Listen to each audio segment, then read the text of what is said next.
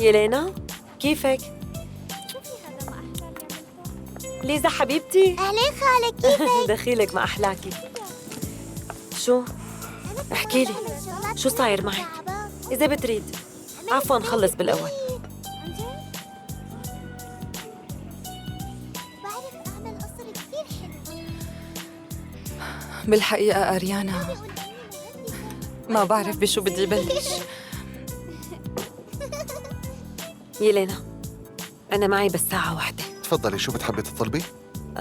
قهوة أمريكان. تكرمي. شو؟ أستاذ في بحياته وحدة. عن جد؟ بعرف رح تقولي إنه عم يتهيأ لي أو عم بالغ، بس أنا واثقة من اللي عم قلك إياه. ما رح أحكي هيك لأنه أنت السبب. يلينا شوفي حالتك، شبهها. تيابك أقل من عادية، وشوفي شعرك مو مسرح أبداً. شو دخل هالشغلات بقى؟ أنت ليش طلبتي مني أجي لهون مشان كذب عليكي ولا أحكي لك الحقيقة؟ تفضلي أنسة. شكراً إلك. صحة وهنا. بصراحة معك حق. بابا جاب لي ألعاب كثير حلوة. للأسف علاقتنا صارت كتير باردة، وأنا صايرة ما بعني له شي لا كمرة. تنفعلي، اهدي شوي. أنا بس عم فكر بليزا، ما عم اهدي بنتبه شوي. على حالي أبداً. هي مو حالة، بدك إياني ساعدك بالقصر؟ أنت عم تضيعيه من إيدك. أنت لازم تهتمي بحالك أكتر وتغيري تصرفاتك. جيبي تياب جديدة وصدقيني نظرته رح تتغير لإلك. ومين بده يهتم بليزا بهالوقت؟ جيبي لها مربية مثل ما كل الناس بتعمل. أنا بعرف وحدة منيحة ممكن أبعت لك إياها تهتم ببنتك عنك وأنت بتهتمي بحالك. بصير يكون في شجرة على الأسطول. هي بنحطها بالجنينة. لا، أنا مستحيل فكر إنه أترك بنتي مع حدا غريب، وغير هيك عمي أكيد ما رح يوافق. يلينا إذا بقيتي هيك زوجك رح يروح. ممكن يكون عنده عشيقة هلأ بس بعدين. شايفة قديش صار حلو؟ أنا علي أنصحك والقرار لإلك. بابا اشتقت لك كثير. ليش كل هالقد تأخرت؟ وأنا كمان اشتقت لك كثير. ما بدك تلعب معي؟ طبعاً رح ألعب. يلا لكم. مرحبا، انزلي لاحقك. هوب.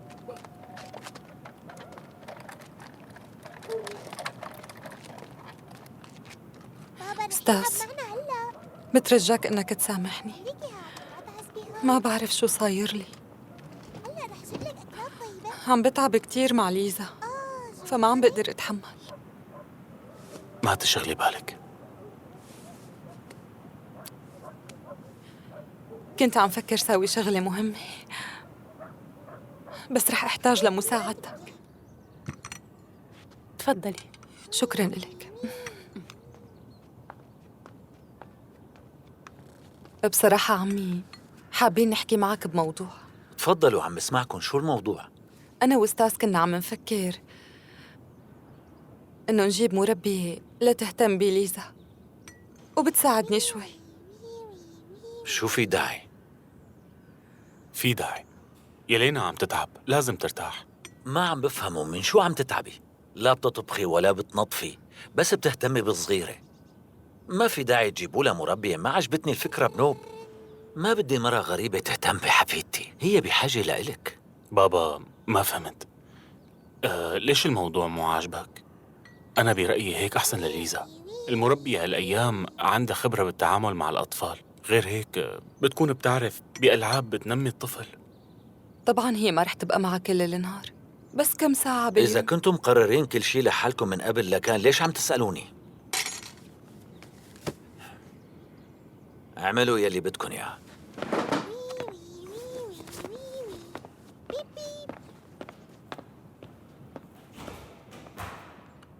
رح يقبل، لا تخافي.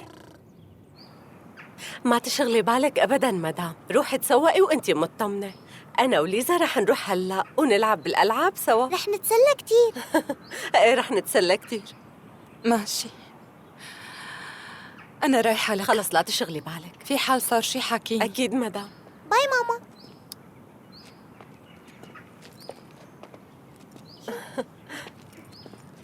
تعي نفوت حبيبتي.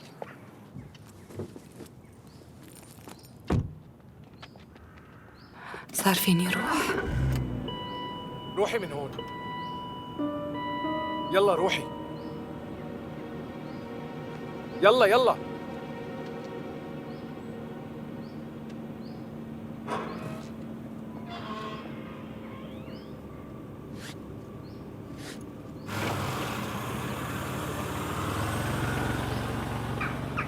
يلا استعجلي بقى، في شغلات بتجنن بهالمحل.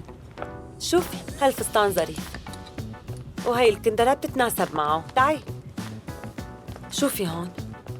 اوه موديلات كتير ظريفة، رح ناخده. أهلا وسهلا أنسة، عنا تشكيلة جديدة رح تعجبك كتير. شكراً إلك، لاحظت هالشي بس اليوم مو أنا رح أشتري، صديقتي عم تتسوق يلينا. كيف شايفتي؟ ما كتير. وهاد؟ هاد ظريف، هاتي يلي بعده. تمام. شو رأيك؟ في شي ناقص، استني. شوفي كيف طلع؟ عطى لمسة حلوة. هلا يلي بعده. شو يعني يلي بعده؟ طولي بالك، لساتنا بالبداية، لسه بدنا نروح على صالون التجميل والعناية بالبشرة. وشو بدنا نساوي هونيك؟ السيدة يلينا ما هيك؟ برنامج استعادة الشباب لمدة 10 أيام مع كافة الجلسات. تماماً، رح تعمل كل شي. بدي إياها مثل الملكات، ورجونا لمساتكم.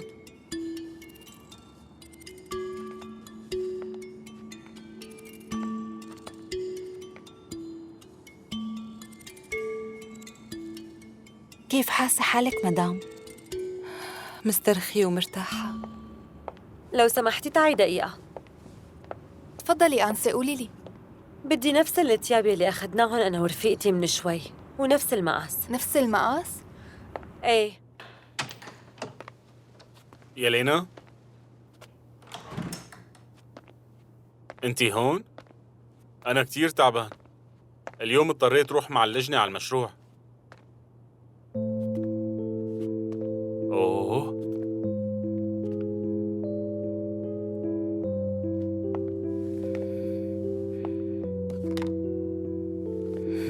شو رأيك؟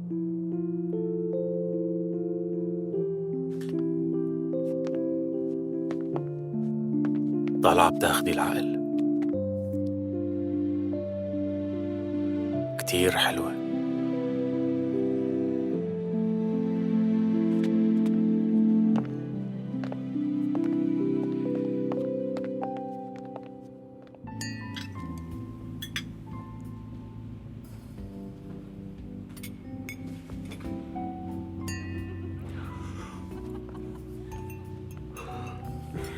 شايفتك نعسان؟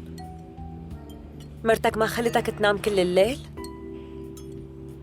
ايه والله.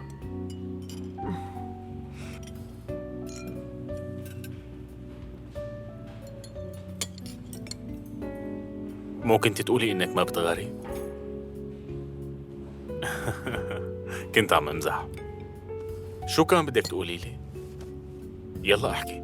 ما عاد إلي نفس. روقي، مو لهالدرجة. قلت لك عم امزح. ماشي، كانت مسحة غليظة شوي. آسف. فردية بقى.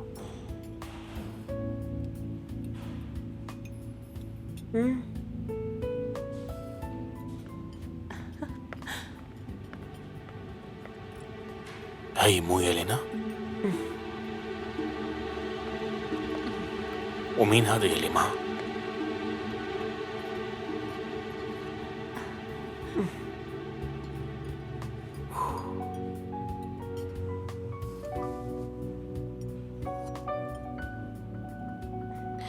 الخطة ماشية تمام.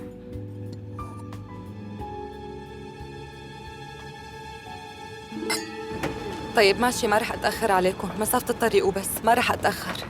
يلينا، ما عرفتيني؟ هذا أنت؟ شو هالصدفة؟ بوريس. بعد زمان. طمنيني كيفك؟ شو أخبارك وشو عم تعملي؟ منيحة وكل شي تمام. عندي بنوتة مثل القمر. عم تشتغلي شي؟ لا ليزا أخذت لي كل وقتي، بس هلأ جبت لها مربية ورح يصير عندي وقت أكتر.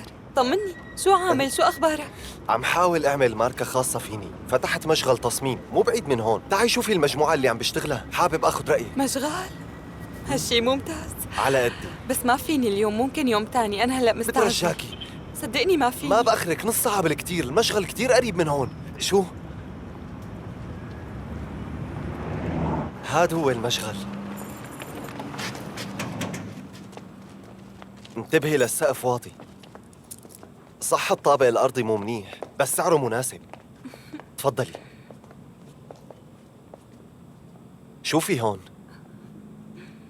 في كل شي بدي إياه، وأنا اللي عملت الديكور. تعي شوفي. ليكي، هي تصاميمي. شي كتير حلو. عن جد؟ برافو عليك، هاد كان حلمي. شو بتقترحي علي؟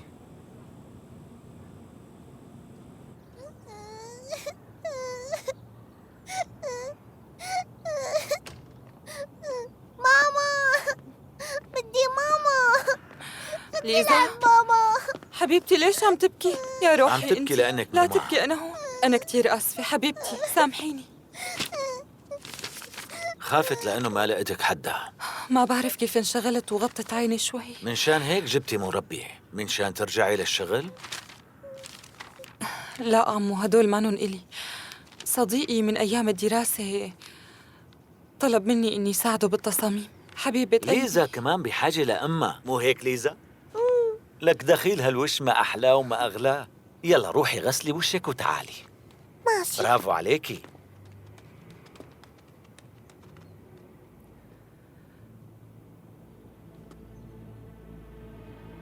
بنتك لازم تكون أهم شي تنتبهي له بحياتك. يلا ماما أها رح يلا. أضربها. جيبيها. ليزا يي حبيبتي لا تخافي، تعالي لعندي. خلص لا تخافي، ورجيني وشك، ورجيني. ما صار شي. صار لها لا شي؟ خدش صغير. خلص حبيبتي اهدي، ما صار شي. شو يا روحي، مجرد خدش صغير وبس. حبيبتي ليزا شو رأيك نروح على البيت هلا؟ مبين خدش صغير مدام، بس لازم نتصل بالدكتور. دكتور شو؟ هذا مجرد خدش. شو بيعرفك مدام؟ بلكي في ارتجاج بالدماغ بعيد الشر. صح هاد خدش، بس بلكي في شي تاني، الحرص واجب.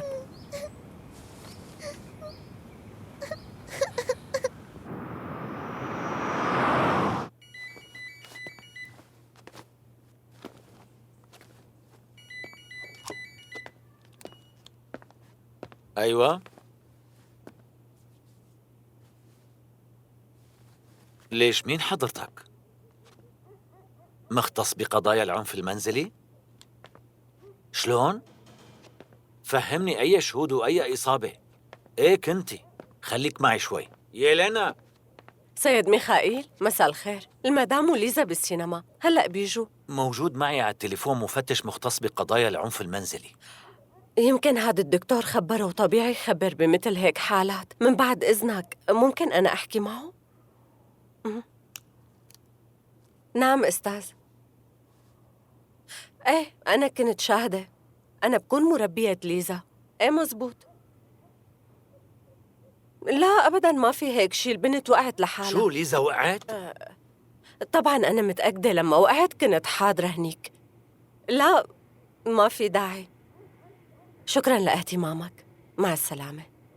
ممكن تشرحي لي شو اللي عم يصير؟ اهدى يا عبيك، ليزا كانت عم تلعب ووقعت، انخدش راسها، ما في شي خطير. بتمنى يكون هيك.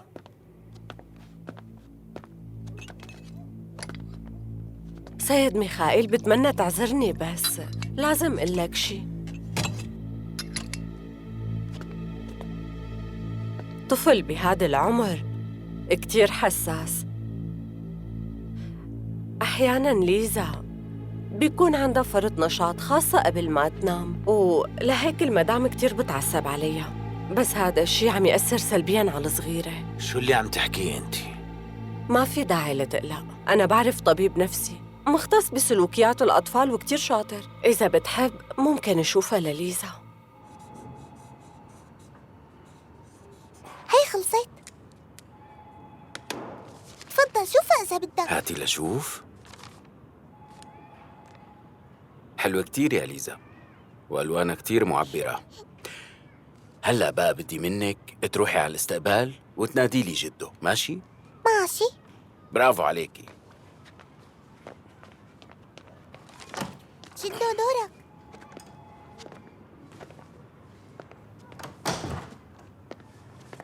تفضل ارتاح هون. شو وضعها دكتور؟ رح أحكي معك بصراحة. حسب الاختبارات الطفلة عندها شوية مشاكل، عندها انحرافات نفسية وقلق عام، وبالأحرى نقص عاطفي، وهذا الشيء ممكن يتطور ويصير اكتئاب، وهالعمر حساس. انتوا عم تعطوا الصغيرة مسكنات؟ بأكد لك ما في هيك شيء. ممتاز. الأمهات بهالأيام بيلجأوا كتير للمهدئات. كنتي مثقفة وحريصة كتير على صحة بنتها. ولأي درجة حضرتك واثق؟ انت دائما موجود بالبيت؟ لا، أغلب الوقت بشغلي. يعني بتطلع بكير على الشغل وبترجع متأخر.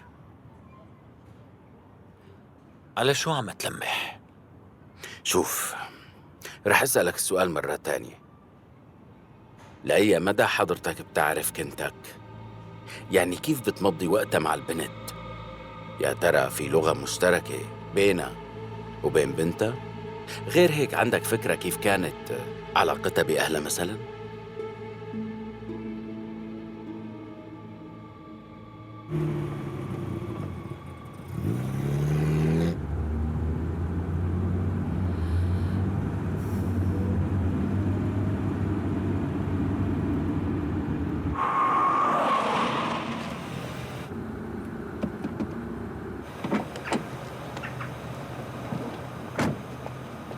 انت شو عم تساوي هون؟ ليش واقفة عم تراقبي البيت؟ حاكي الشرطة يجوا ياخدوكي؟ لا أبداً، ما في داعي تحاكي حدا. بترجاكي، أنا ما رح سبب لك أي سوء. قولي لي لك مين انت؟ يلينا، أنا أمك.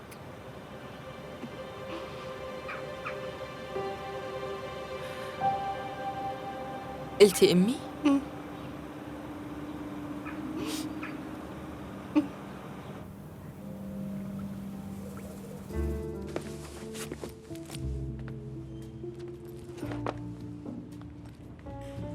أهلا وسهلا. 2 قهوة لو سمحت. تكرمي. ما تتلبكي. ليش كنتي عم تراقبيني؟ لأنه كنت حابة أشوفك. يعني قبل هيك ما كنتي حابة؟ طبعاً بنتي، أنا كنت عم دور عليك. رجعت على الضيعة ما لقيت حدا. سألت كتير عنك، ما كان عندك رفقات وما كان حدا بيعرف مكانك. ما كان عندي حدا أصلاً. بتعرفي كيف عشت من دونك؟ لا رفقات ولا شي. ما كان في غير ستي يلي ما بقي عندها قدرة تساعدني. كان عمري 30 سنة. 30 سنة لما مات أبوكي. كنت لساتني صبية. أنا كان بدي أعيش وبدي أحب. زوجي الثاني كان من مدينة بعيدة وعايش بسكن مشترك. ما كان فيني أخذك. بعد كم سنة كمان مات. تعرفت على شخص تاني، بس للأسف ظروفي صارت أصعب وتعذبت، فما رجعت وقتها ودورت عليكي. ظروفك وحياتك ما بتغفر لك اللي سويتيه فيني. أنا غلطت، ما كان لازم أتركك. بعترف كنت أنانية. ليش اجيتي بعد كل هالسنين؟ شو بدك مني؟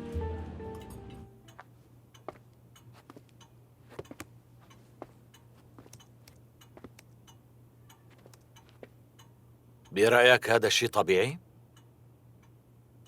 المربية قالت إنها راحت من الظهر، بس لهلأ لا حس منها ولا حتى خبر. ما بتعرف إنه عندها عيلة وطفلة صغيرة؟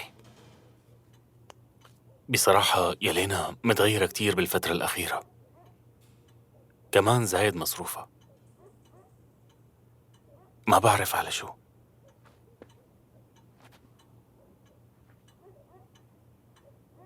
أنا رايح على غرفتي.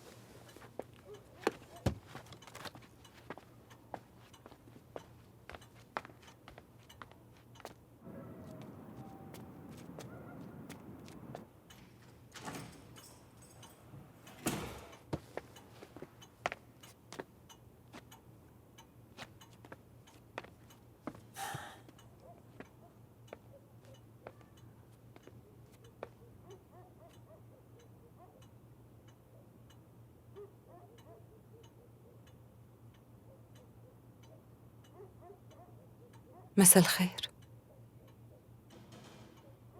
أي خير هاد؟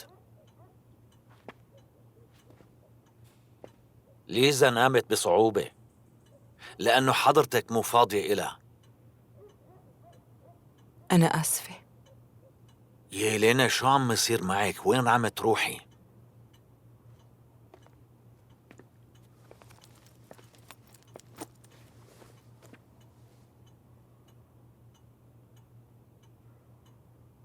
ما بعرف من وين بدي بلش. بلشي من مكان ما بدك.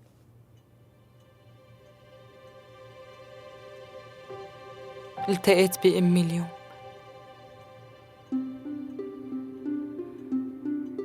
ما بعرف شو بدي ساوي، حالتها بتقطع القلب، حاسة بالذنب ووحيدة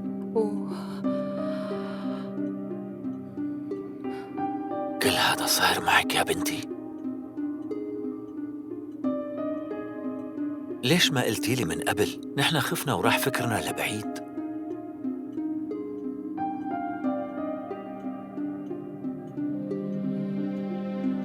شو لازم أعمل؟ حاسة حالي ضايعة. ما تشغلي بالك، اعزميها لعنا لهون وعرفينا عليها. حاولي تسامحيها. حاسة بالذنب اتجاهك وهالشي بكفي. بالنهاية هي أمك، مهما كانت بتضل أمك. سامحيها. مرحبا. أهلين. ليش واقفة هون؟ تفضلي. ما بعرف، منظري مو منيح ومتلبكة كتير. كوني على طبيعتك.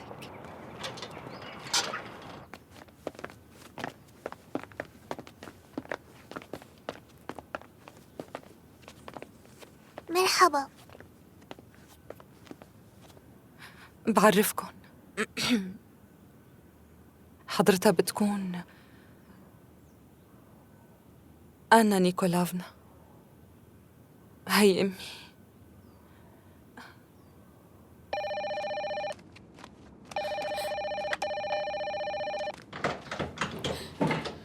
طمني شو صار؟ خطتك ما مشي حالها أبداً، بالعكس تماماً. أبي صار يحبها أكتر، حتى عزم أمها الهبلة على الغدا كمان.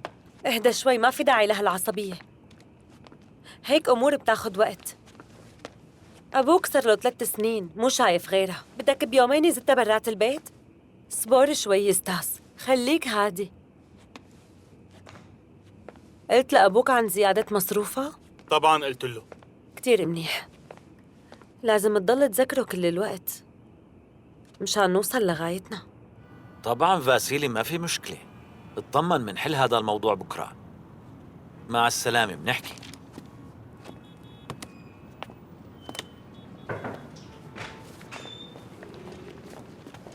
رايح على البيت؟ ايه على البيت. مانك رايح معي؟ عندي شوية شغل لسه.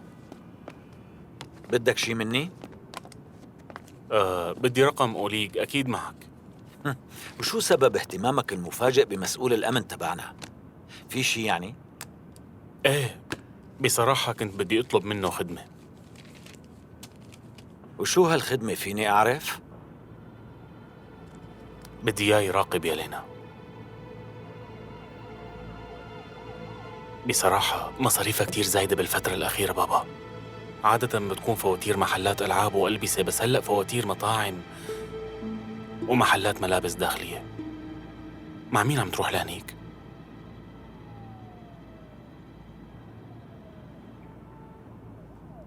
ماشي، هلأ أنا بتصل فيه.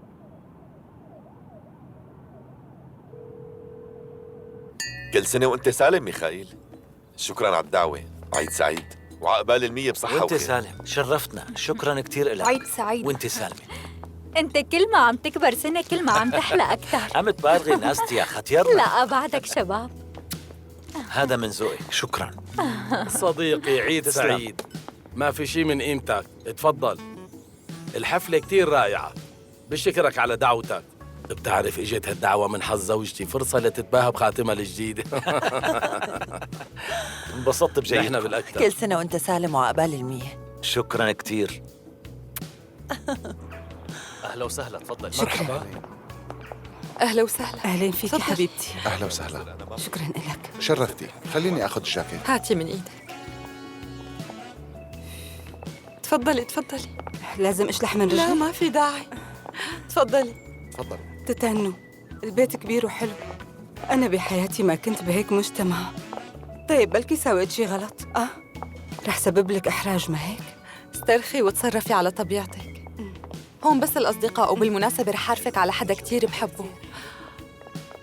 أريانا، أريانا، تعالي شوي.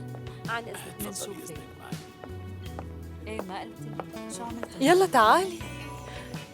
بعرفك، هي ماما أنا نيكولافنا، تشرفت. وهي صديقتي المفضلة إيرينا، تشرفت بمعرفتك. أهلين بنتي. إذا بدك أي شيء ماما ممكن تحكي معها. أكيد. عن إذنك دقيقة، أوكي؟ شو؟ روقي واسترخي شوي وبرجع لك.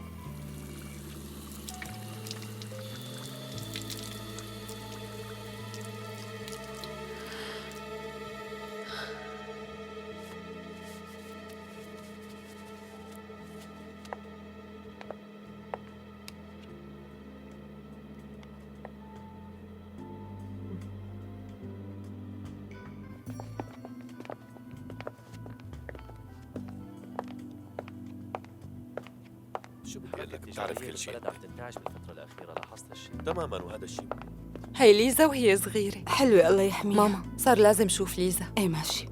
خدي راحتك أوكي؟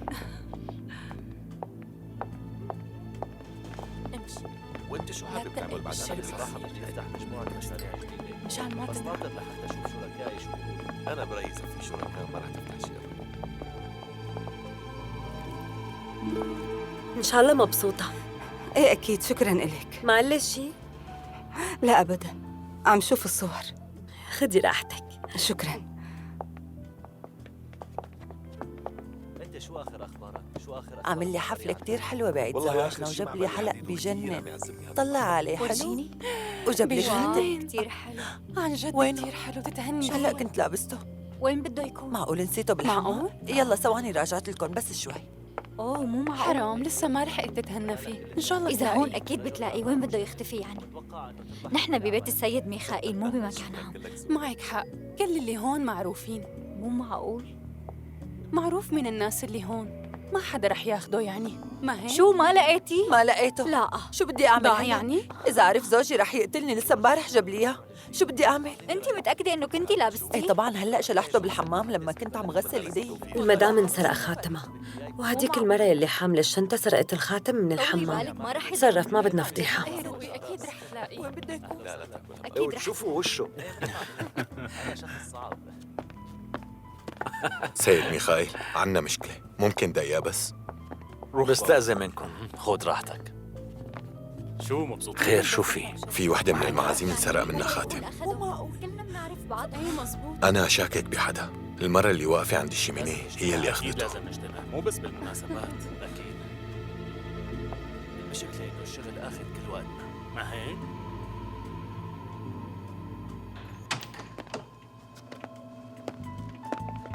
ما أخذت شي، صدقني أنا بحياتي ما سويت هيك شغلة. إذا بدك فيك تفتشني هلأ. هاي شنطتي، أنا ما أخذت شي أبداً. شوف.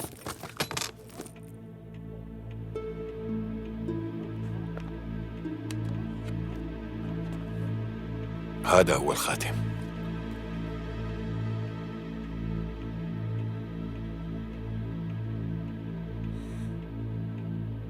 لا، أنا ما دخلني، ما أخذت شي. صدقني ما أخذت.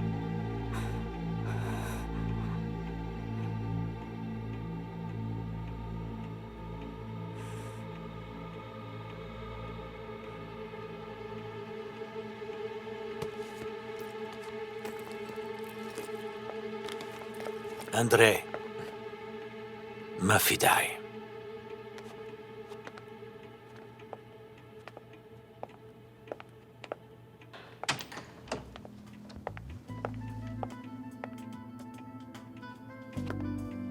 سكر لي هالباب. ليش قاعد هون؟ الضيوف ناطرين برا، صار وقت تقطيع الجاتو. اتركنا لحالنا. حاضر.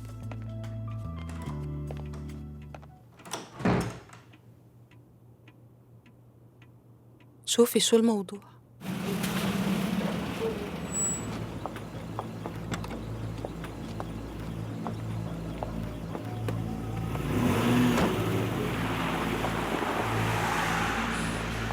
ماما!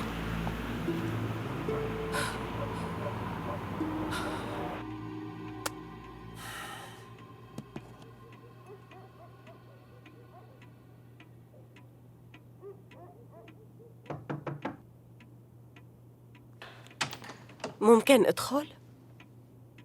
تفضلي فوتي. بتمنى تكون خلصت المفاجآت لليوم. بدي أعتذر منك، بس لازم ورجيك شي مهم كتير. شكله هاليوم ما رح يخلص.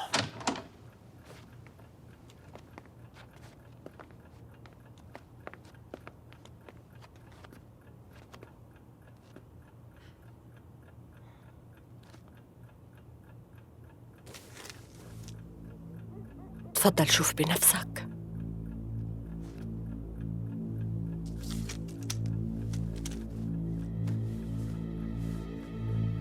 شو هاد؟ هاي مهدئات، للأسف قوية كتير. لقيتها لما كنت عم بدل غطا الفرشة. بفهم منك إنه يلينا. إيه، يلينا عم تعطي هالمهدئات للبنت لحتى تنام بسرعة.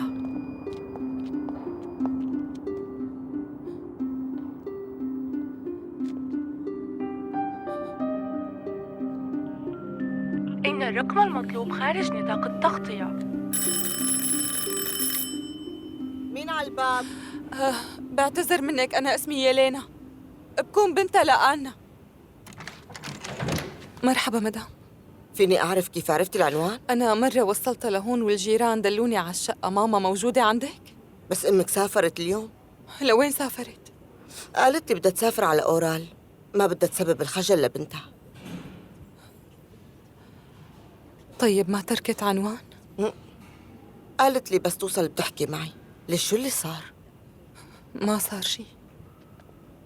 عذبتك معي، شكرا. مع السلامة. ما كنت حابب ورجيك إياها هون.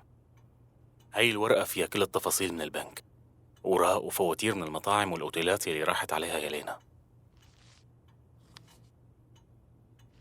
تعرفوا لهالزلمة؟ أول مرة بشوفه. الحقيرة.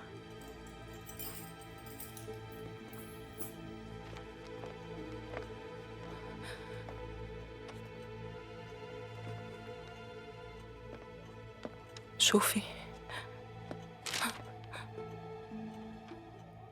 عاملة فيها كتير بريئة. بس طلعتي ممثلة بارعة. قد إيه كنت مخدوع فيكي. كيف قدرتي تتصرفي بهالطريقة؟ ما عم بفهم.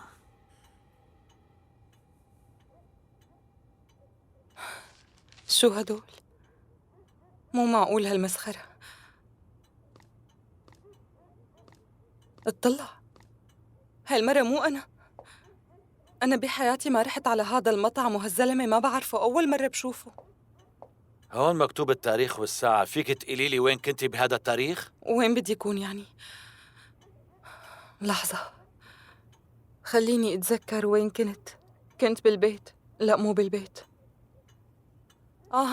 هلأ أتذكرت. أنا كنت وقتها مع بوريس، هذا صديقي وأنت بتعرفه. هو عنده مشغل خياطة، ووقتها طلب مني ساعده بكم تصميم. مشان الله صدقني أنا مستحيل خونه لجوزي. بوريس؟ إيه. شو رقم موبايله؟ لحظة بس، خليني طالعه. ليكو، هاد رقمه، فيك تدق له وهو رح يقول لك كل شيء.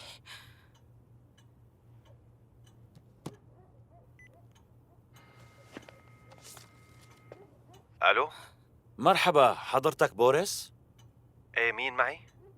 أنا عمّا ليلينا بكروفيسكيا. شو فيني اخدمك؟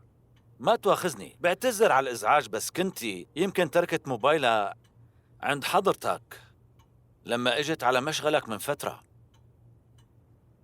الظاهر في سوء تفاهم. أنا ما شفت يالينا من أيام الجامعة. آسف على الإزعاج مرة تانية. بوريس، تذكر، صدقني عمي، أنا كنت عنده بهداك اليوم. خيبتي أملي فيكي. ضبوا الأغراض يا ابني. لوين بدي روح؟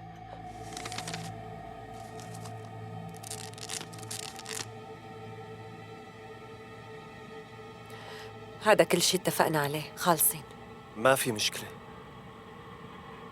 خاطرك. لو سمحتوا افتحوا، ما فيك تعمل فيني هيك.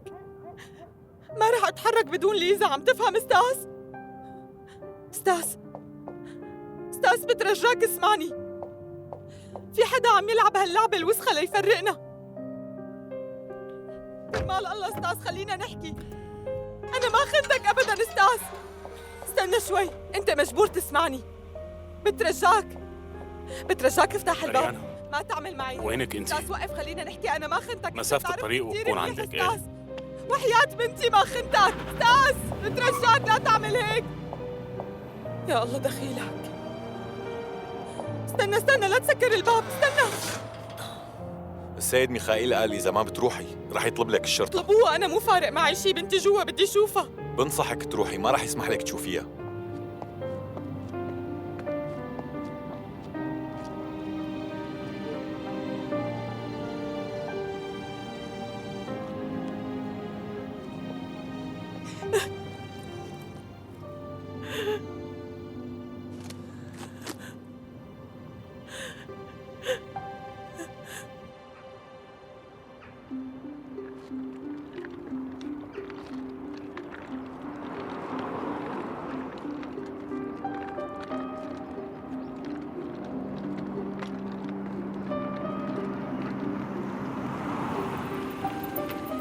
بتحبي وصلك؟ رايحة على شي محل؟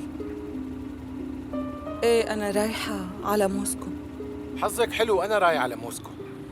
شكراً لأنك ساعدتني.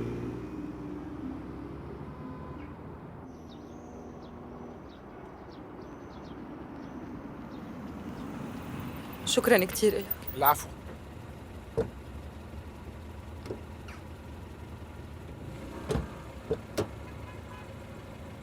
موفق.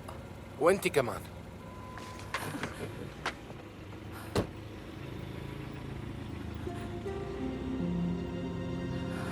أستاذ،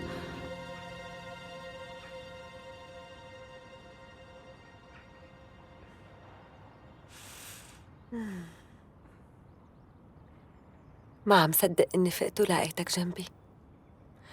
كنت أحلم دائما إنه بيوم من الأيام رح نفيق سوا. ما بتتخيل شو استنيت هاللحظة بحياتي.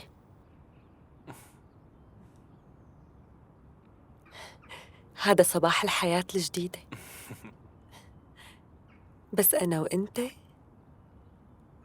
وبدونها. مبسوطة؟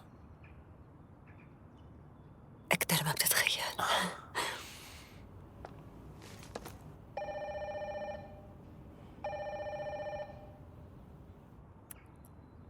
ناطرة حدا؟ لا. معناها مالنا فاضيين. أريانا، أريانا،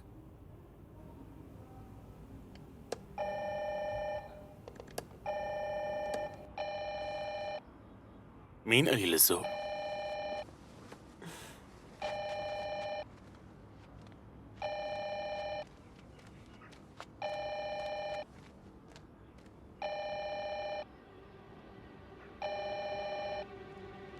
مين على الباب؟ هي لينا. أريانا، لا تفتحي لها.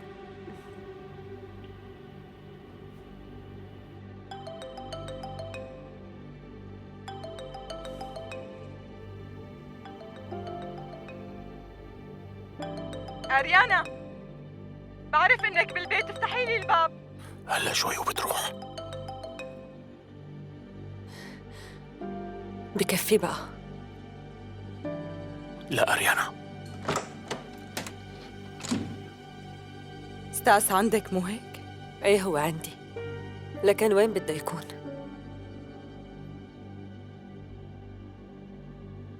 ستاس تعال شوي.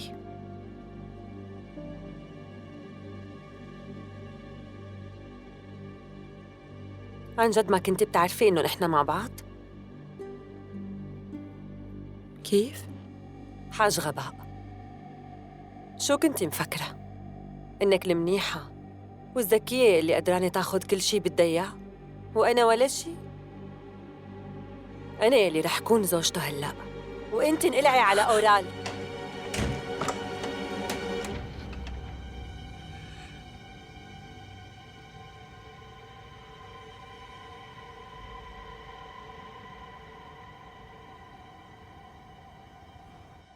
كتير قسيتي عليها.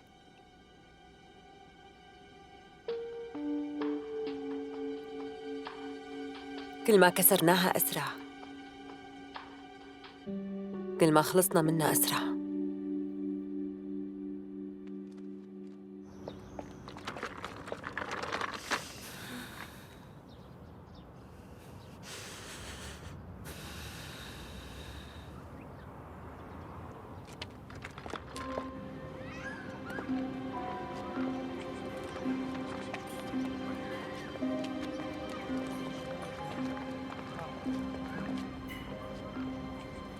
ناتاليا بارسيفنا، لازم حكيها. عندي هذا المشوار كثير حلو، صار من اساسيات الحياه. ألو، مرحبا ناتاليا، كيفك؟ أنا يلينا. يلينا؟ أنا آسفة على الإزعاج، بس ضروري كتير إني أشوف ليزا. ما بتقدري تساعديني؟ للأسف ما في معي مصاري أبداً لحتى أجي فيها لعندك وشوفك. بس أنا تركت الشغل مدام. كيف؟ شو يعني؟ كان في اتفاق وهلأ انتهى. أي اتفاق هذا؟ شو قصدك؟ بعتذر منك مدام، ما بقدر ساعدك بشي. لك عن أي اتفاق عم تحكي؟ فهميني.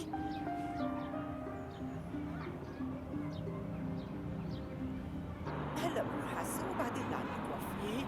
شو هالجيل الطايش هاد؟ شايفة؟ ليش ما أخذتي إجازة اليوم؟ خلينا نعتبره من شهر العسل. شهر العسل بيكون بعد ما نروح على المحكمة. يلا أنا تأخرت.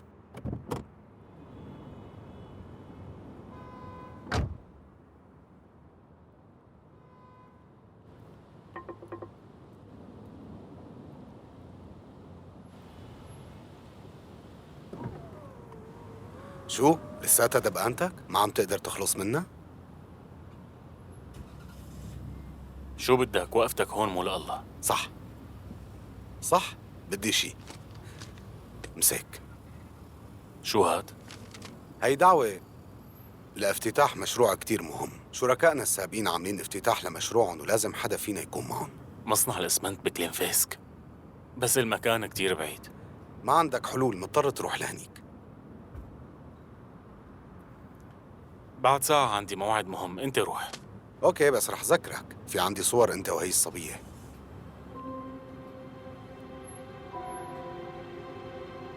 قلت لك ما في عندك حلول، طير هلا. الافتتاح على التنتين، يا دوب توصل.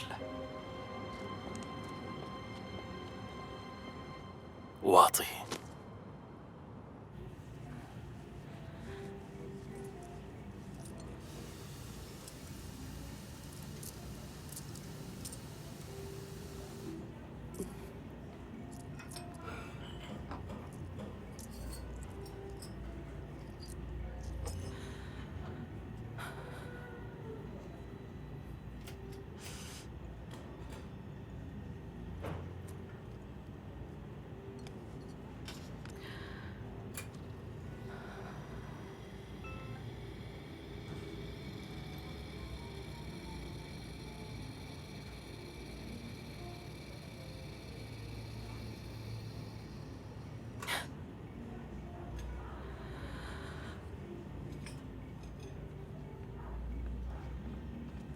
رح تصل بشي مدام؟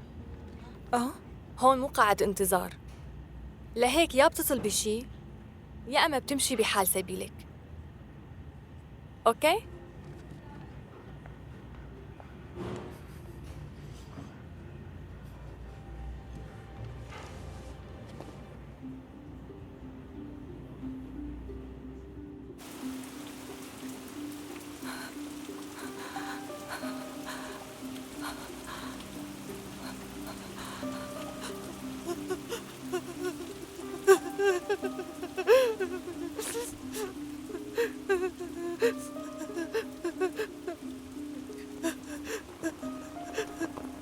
ما عندك مكان تروحي عليه؟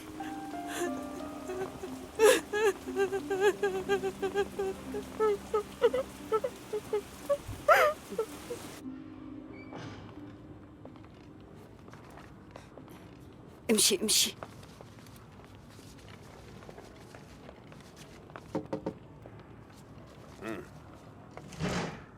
أعطيني المفتاح لو سمحت. داشا، هذا مو أوتيل؟ أوتيل؟ أنا ما معي مصاري أبدا. بزعل منك، شو هالحكي هذا المفتاح، تفضلي. مين هاي الخانوم؟ هلا برجع لعندك وبفهمك كل شي، تعالي. طيب ماشي.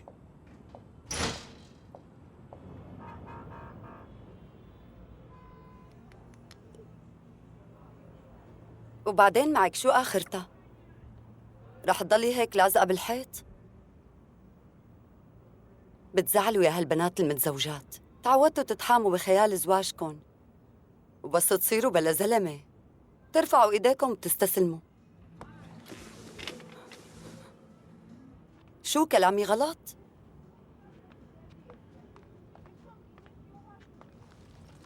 أنا مات زوجي وبقيت وحيدة، ولادي 2 عايشين عند حماتي، وماني عم بتدمر.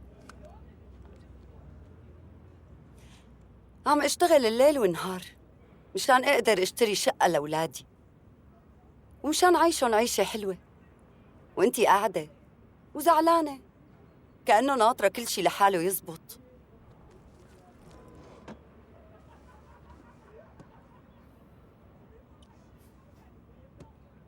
رح أنصحك نصيحة، الحياة مليانة مطبات. أحياناً الأحسن إنه ما تفكري ليش لا يصير معي كل هاد وليش أنا وإيمت رح يخلص هالشي. لازم تشدي حيلك وتبلشي من جديد. ما بيهم لوين بدك تروحي أو شو عم تشتغلي، الحياة دوارة يا لينا. إذا بدك تستسلمي مستحيل تحققي شي ورح تضلي مكانك.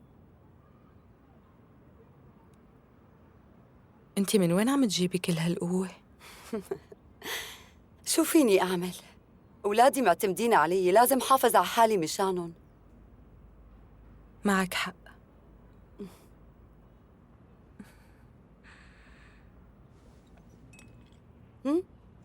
تشربي قهوة؟ إيه. شوفي ما أحلاكي هلأ. معلي تحملي، بإيدك بتغيري كل شي. خليكي قوية. أنا رايحة على الشغل. بشوفك.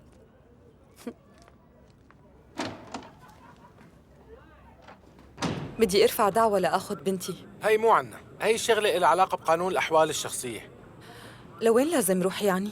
على المحكمة المدنية. يا ترى عندك سكن أو شغل؟ لا. معناها ما رح تستفادي شيء. روحي لاقي شغل بالأول ودبري سكن وبعدين ارفعي دعوة. ماشي فهمت. شكراً لك. مدام استني.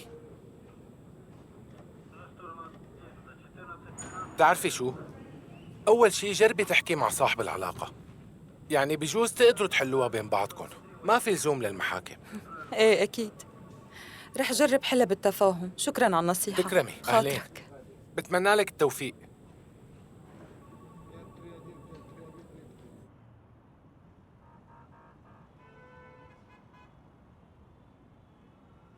لا تقلق ميخائيل، محلولة. رح نطلقهم بطريقة ما تحصل فيها على شيء. مثل ما اجت مثل ما طلعت. القصة مو قصة مصاري. المهم تبقى البنت مع استاذ وما تاخدها. هيك ممكن يكون عنا مشكلة. طيب قلي كنتك عندها شغل أو سكن؟ على حد علمي لا. ليش؟ ما في داعي تقلق، ما رح يكون عنا مشاكل. ميخائيل، لازم نروح فورا. شو الموضوع كوستيا؟ البرج ميخائيل، نهار كلياته. في ضحايا؟ للأسف. السيارة جاهزة.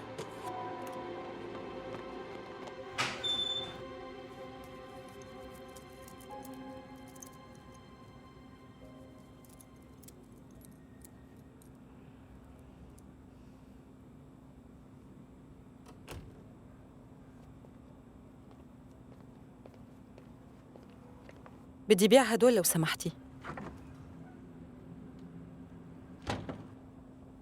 ما في مشكلة، بس وزن الحجر مو محسوب. مو مهم، تصرفي.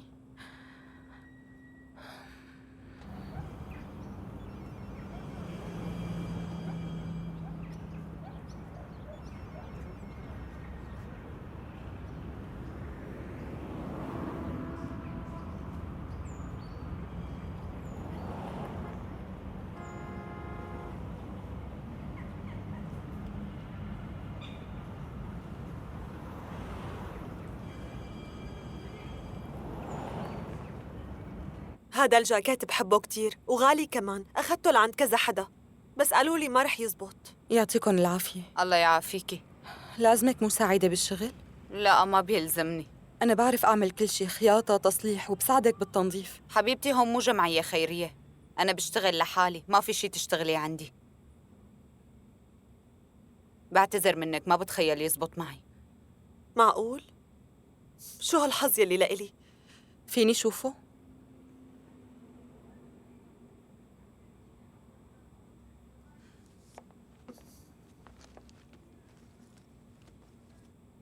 طيب أوكي. بدي نص ساعة لو سمحتوا. بقدر زبطه. تمام. وهون. أوكي. تفضلي مدام.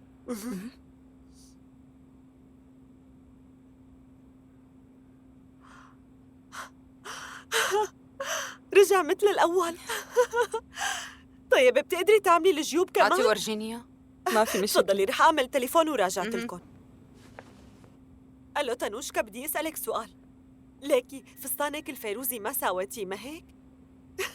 جيبيه وتعالي على المشغل، في خياطة جديدة بتصلح لك إياه. زبطت لي الجاكيت تبعي، تخيلي. إيه أنا كمان ما توقعت يتصلح أبداً. ما أخذته لعند حدا. تاخدي نسبة على الأرباح وبدون راتب. ما بقدر أدفع لك بسبب الضرائب. موافقة. مثل ما عمل لك جيبيه وتعالي، ما رح. بس أنا بدي لبكرة لحتى أقدر أجي لهون، لأنه اليوم عندي كتير شغل. اتفقنا. بتبلشي بكرة. شو ممكن هلا؟ نحن عم نعمل ريبورتاج عن أحد الأبراج المتضررة. من 3 ساعات تقريباً صار انهيار لأحد الأبراج التابعة لشركة فيكي السيد تعطينا تعليق عن اللي ميخائيل، ولم صاير تردنا أي أنا ما معلومات بعرف لغاية شي. الآن. لساتها فرق الإنقاذ بموقع البرج، ورح نكون معكم إذا بتريد بدي أشوف السيد ميخائيل أو ابنه ستاس. مين موجود بالمكتب؟ هو وباقي الإداريين بموقع الانهيار. نحن هلا إجا السيد ميخائيل. عم نستناه لحتى أي انهيار هاد؟ عن شو عم تحكي؟ نفهم منه شو انهار واحد من أبراج الشركة. إذا بتريد استاذ جيب لي كل الأوراق يلي بتخص البرج ومواد البناء والاختبارات. روك ستاس على جنب، المحقق رح يكون هون بأي لحظة. أنا رح أتابع لو الموضوع. سمحتي ممكن نعرف إذا في ضحايا بالانهيار؟ ما بدي أي حدا من جماعة الإعلام هون. لبرا لو سمحت. تريدوا لبرا لو سمحت لبرا لو سمحت. شيل الكاميرا ولبرا لو سمحت. يلا تفضلوا يا ريت تخبروني. إذا سمحتوا الكل لبرا.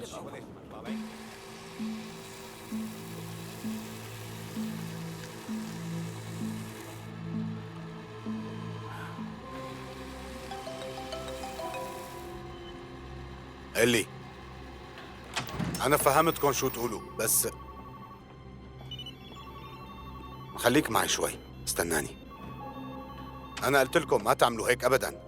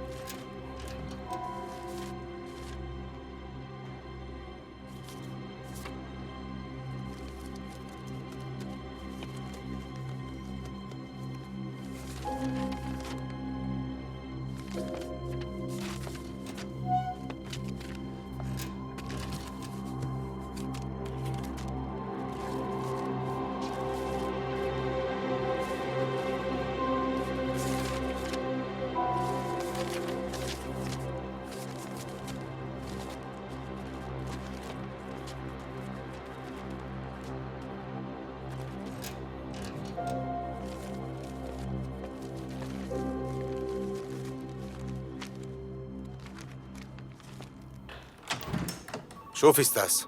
تفضل. هذا تقرير الشهر الماضي. خليه بعدين بشوفه. طيب.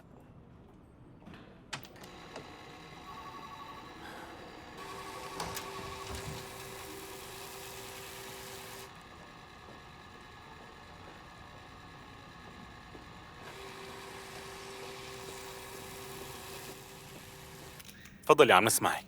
فينا نعرف إذا التحقيق بخصوص الانهيار خلص أو لا؟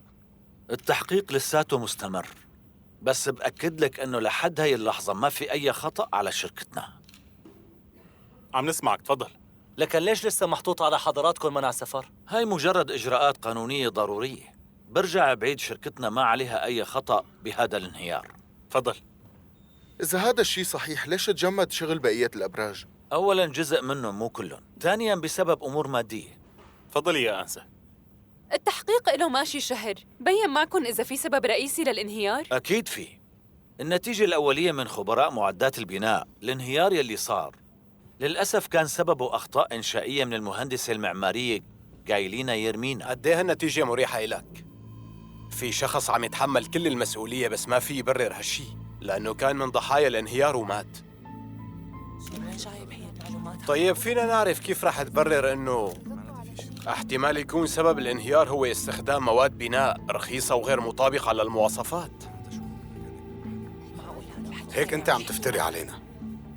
مواد البناء اللي عم نستخدمها بتمر باختبار قبل. اسمع يا ابني، التحقيق ما بياخد هالحكي بعين الاعتبار بما أنه ما في دلائل. صح، لهلأ ما في أدلة مباشرة، بس في شيء مخفي. الشركة ما عدلت أكثر من مرة على جداول البناء، وموردين البناء ما تغيروا عدة مرات؟ أنا جاوبت بالتحقيق على هدول الأسئلة أكثر من مرة، وكل أجوبة أسئلتك بتلاقيهم بالتحقيق إذا بتحب. نصيحة مني إلك مرة تانية لا تتعدى حدود الصحافة، لأنه رح اضطر وقتها قل لهم للحراس يلي بالقاعة يطالعوك منها. صح، أنا ماني محقق، بس ما رح أتركك لأكتشف الحقيقة. معناتها في شيء مخبى بالموضوع كلياته، ما حدا عم يقدر يفهم. لازم نطلع على المعلومات بشكل أدق. ترى الموضوع أكبر بكتير مما توقعنا. أكيد لازم نعرف. ما عندي أي فكرة من وين هالمعلومات. سيد ميخائيل ممكن نكمل الأسئلة؟ تفضلوا، السؤال يلي بعده.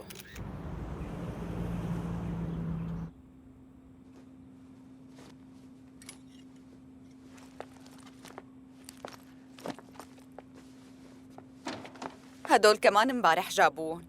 الشغل ما عم بيوقف من لما اجيتي لهون، والمشغل زاد شغله أضعاف مضاعفة. تسلم إيديكي. شبكي مانك مبسوطة؟ صاير معك شي؟ خالي شورى كيف بدي انبسط؟ إلي أكتر من شهر ما شفتها لبنتي، ولهلأ ما عندي فرصة أخدها بالمحكمة. ما في لا سكن ولا شغل حقيقي. أي محكمة بتعطي بنت لهيك أم؟ روقي، بجوز هاي فرصة لتبلشي من جديد. بعدك صبية والحياة لسه قدامك، وممكن تلتقي بحدا. بعدين بنتك هلأ مانا قاعدة بمأوى، هي عايشة ببيت جدة ومانا بحاجة لأي شي. بس بنتي بحاجة لأم، ما حدا بياخد مكان الأم. تفضلي مدام. كيف فينا نساعدك؟ مرحبا. لنجرب. مسكي. ما بتخيل عنكن هالقدرة، بس رح جرب حظي هون. لسه ما يئست. مسكي، عندي مقابلة بعد ساعة. هاي الفستان بإيدك، لساته جديد بس في مشكلة على الخصر، بتمنى تقدروا تزبطوه. لا تقلقي مدام، نص ساعة وبيكون جاهز. طيب، قليلي رح تزبطيه؟ ايه لنشوف. ما تشغلي بالك بنوب، رح ساويه وأحسن من قبل.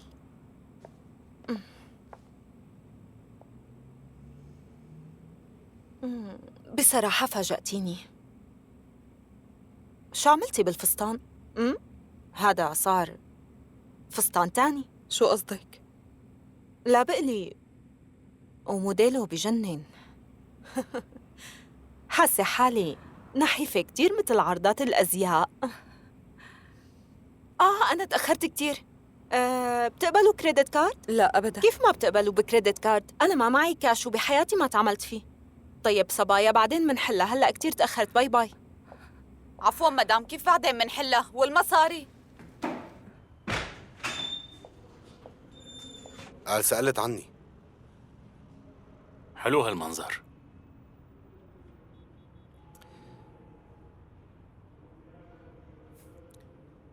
تفضل ارتاح كوستيا، بدك قهوة شي؟ ما معي وقت، شو كان بدك مني؟ كنت بدي هنيك، خلصت من التحقيقات ومن وجع القلب على خير. وبهنيك، شكرا لك. كنت عايش كل هالوقت على أعصابك. كلياتنا كنا عايشين على أعصابنا. خلصت؟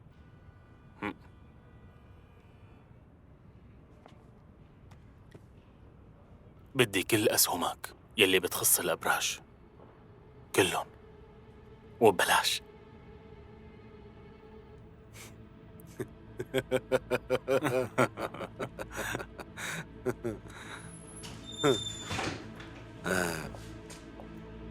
شو قصدك؟ كأنك صاير عم تمزح. منتبه شو عم تقول؟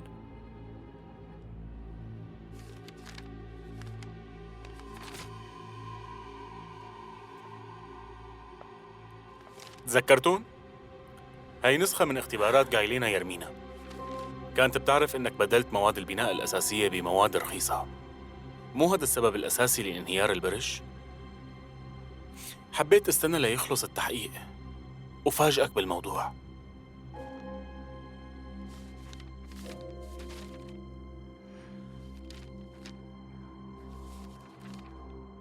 أنا برأيي ما عدا خيار تاني. كل الأسهم.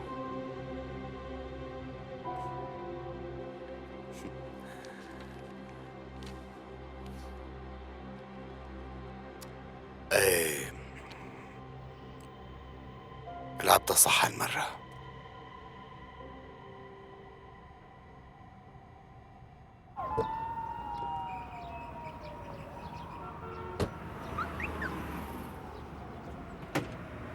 أوه، شو هاد؟ ايه، شو رأيك؟ بتجنني. فتلي شوي لشوف. أوه، لوين بدنا نروح هلا؟ مشوار، اليوم بدنا نحتفل. صار شي ما بعرف فيه؟ إيه، لقيت كنز. كنز شو هاد؟ ما فهمت. لا تفكري بالموضوع. في واحد كان زعجني هالفترة وزبطته. هلا هو يلي بده يدير باله على مستقبلنا وبدون مقابل. لازم تتعلمي تخططي بهدوء كتير وتختاري الوقت المناسب لتضربي ضربتك. مستحيل، ما عم بفهم عليك، صاير كتير غامض.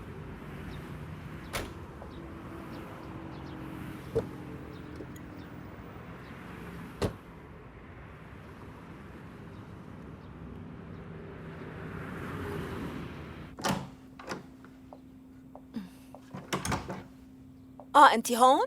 منيح لقيتك. قومي معي، بدي أعرفك على حدا مهم كتير. شبك عم تبحلقي فيني؟ اسأليني مين هو؟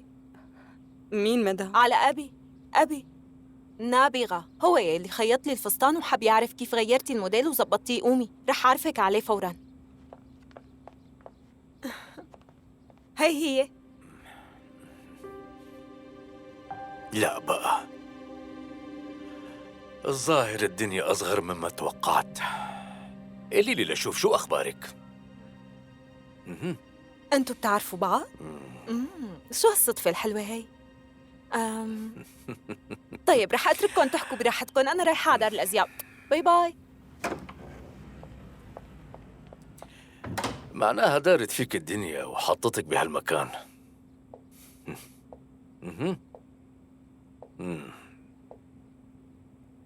كيف حاسة؟ مبسوطة بشغلك الجديد؟ ماني مبسوطة. ما عندك فكرة عن الندم يلي حسيت فيه لأني تركت مشغلك وضيعت فرصتي. كنت عم لوم حالي ليل نهار على هالقصة، بس هلأ لقيت هذا الشغل وعم حاول دبر أموري. طيب، في هذا الموديل يا ترى بتقدري تعمليه بهالمكان المتواضع؟ ايه أكيد. نعمل كسرة هون وهي الزاوية منشيلها. بالنسبة للطول إذا قصرناه بيكون أحسن.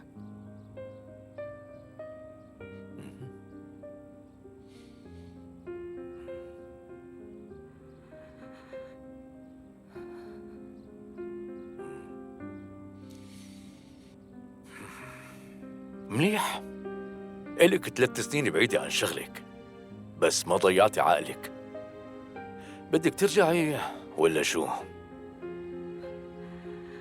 يعني بترجعني؟ لو حدا غيرك انت ما برجعها لو شو ما صار. إدوارد أنا جاهزة ورح أشتغل بأي شروط حتى بلا عطلة، بس المهم يكون عندي شغل رسمي. رح يكون شغل رسمي لأنه ماني بمؤسسة خيرية. ما قلتي لي لسه بتتذكري العنوان؟ ما نسيته أبدا. ناطرك بكرة.